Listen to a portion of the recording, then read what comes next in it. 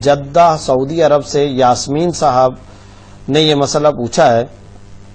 سفر میں نماز کیسے پڑھیں؟ مثلا اگر 3 یا 4 بجے کی فلائٹ ہو تو فجر کیسے ادا کریں؟ اس سلسلے میں یہ بات یاد رکھیے، اگر فجر کی نماز کا وقت داخل ہو چکا ہو، فجر کا وقت داخل ہو چکا ہو اور ابھی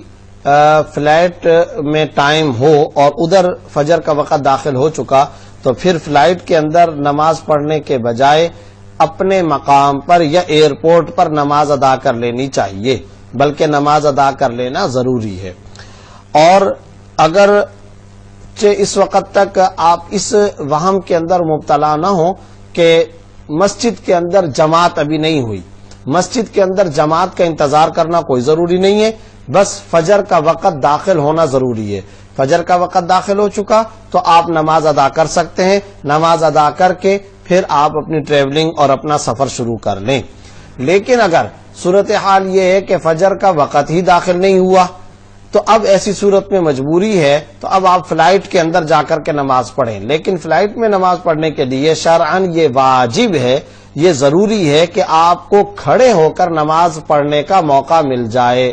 اگر کھڑے ہو کر نماز پڑھنے کی جگہ، کھڑے ہو کر نماز پڑھنے کا موقع مل جاتا ہے تو آپ نماز ادا کریں، لیکن اگر کھڑے ہو کر نماز پڑھنے کا موقع نہیں ملتا تو یاد رکھیے فرض نماز اپنے جسمانی شدید عذر کے بغیر بیٹھ کر پڑھنا جائز نہیں ہے۔ اگر آپ نے بیٹھ کر نماز ادا کی تو یہ نماز نہیں ہوگی، نماز واجب الاعادہ ہے، نماز کو لوٹانا ضروری ہے۔